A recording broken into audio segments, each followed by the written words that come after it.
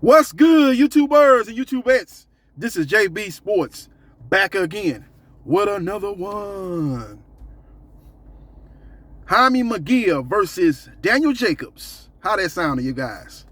Well, they are in talks for a fight to take place this summer on DAZN.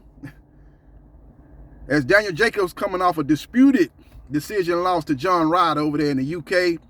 He's a guy that's been in there with the top names in and around the middleweight division. Lost a razor-thin decision to Triple G in a fight many people thought he won. I thought he won the fight, but I knew he wasn't going to get the decision based on the fact that it was basically a fait accompli that Triple G, if he got through the Jacobs fight, was going to get Canelo Alvarez next. They didn't want to mess up the bag, so anything close, you know Triple G was going to get that call. He was going to get the nod in that type of fight. So we will see what happens, and we will see what transpires. Jaime Mungia, when you look at the fact that he had a fight lined up with Jamal Charlo, that was an exciting matchup. I was much looking forward to that matchup. The rug got pulled out of that fight due to the fact that his promoter, Oscar De La Hoya, contrary to what he said on Fight Hype, didn't want to fight. Didn't think Jaime Mungia was ready for the caliber fighter of a Jamal Charlo. You know. Knowing the fact that Golden Boy has 3 fighters that have any kind of cachet in the sport of boxing, that being Jaime Mungia, Virgil Ortiz Jr., and Ryan Garcia. He did not want that fight to transpire, and that fight fell by the wayside. As Showtime put up big money for that fight. They was going to put that fight on cable, not on pay-per-view. Oscar De La Hoya came in the 11th hour and said that the DAZN had to be involved, and he wanted it on the DAZN pay-per-view and Showtime pay-per-view, knowing the fact that that fight had no business being on a pay-per-view, let alone a joint pay-per-view. The fight was not big enough. It was not on the caliber of a Tyson Fury, Deontay Wilder, or a Lennox Lewis, or a Mike Tyson, or a Floyd Mayweather Jr., or a Manny Pacquiao. Now, they've gone to plan B, and plan B is a good plan B. I give them credit for it if the fight comes to fruition, that being the Miracle Man, Daniel Jacobs, from Brownsville, I never ran, I never will, New York, taking on Tijuana's own Jaime Mungia. That fight, if it does go down, I would expect that fight to probably take place on the West Coast, you know, maybe in Vegas or LA. Maybe a small possibility could take place in New York, Madison Square Garden, or maybe even in Texas. So, the great state of Texas. So we will see what happens, and we will see what transpires. Now, when you look at Daniel Jacobs, he's a guy that has a great resume in the sport of boxing. He's 35 years old. This is not the same Daniel Jacobs that destroyed Peter Quillen inside 1 round in a fight that took place in front of a raucous crowd in New York. This is not the same guy that went in there and destroyed Sergio Mora, came up off the canvas and destroyed Sergio Mora, walked him down, went in there for the kill. You know what I'm saying? That's one of the few fights where Daniel Jacobs showed that killer instincts. He's the kind of guy that likes to fight off the back foot for some reason. Fights too much off the back foot for my liking. If he's more of a come forward, seek and destroy type of fighter, I think he probably would beat Triple G in a fight that was disputed by many. But everybody should have known going into that fight that Daniel Jacobs needed a dominant performance to get the decision, because the fight was already lined up for Triple G if he got through Jacobs to take on Canelo Alvarez in a big money fight.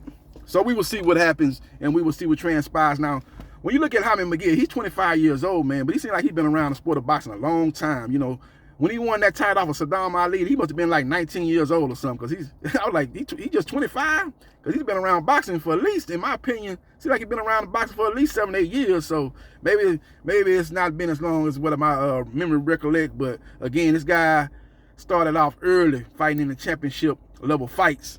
But since that fight, man, it seems like they went back to, bringing him along like a prospect. He beat a world champion.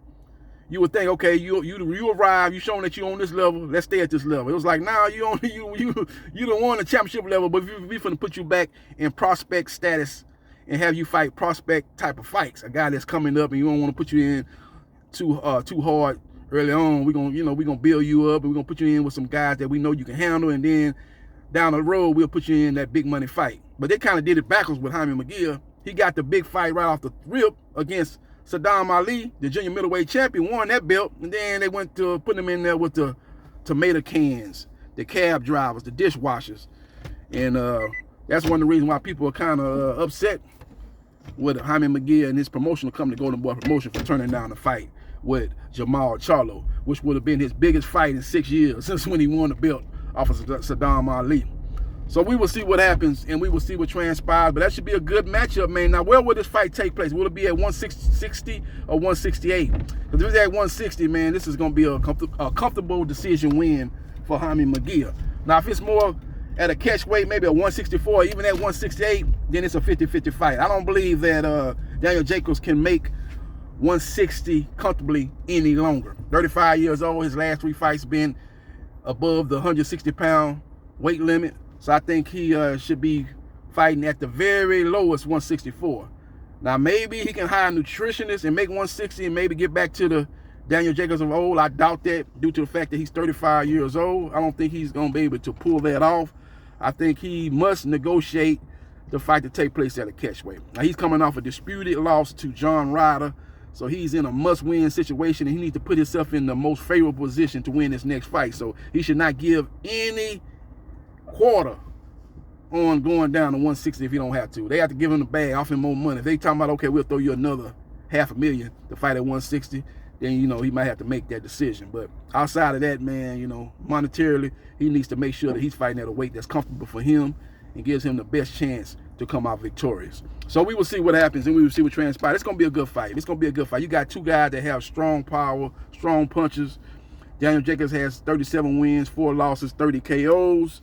Jaime Mungia has 39 wins, 0 losses, 31 KOs. So both guys are good punchers. Neither guy I would put in the category of a one-hitter quitter like a Deontay Wilder or nothing like that, but they have very strong power. They have power to get their opponent respect. So it's going to boil down to, in my opinion, where this fight's going to take place at. Is it going to be at 160? It's going to be at 164 or 168. If it's at 160, I like Jaime Mungia all day, every day. If it's at 164 or 168, it's a 50-50 fight. It's a coin flip type of matchup.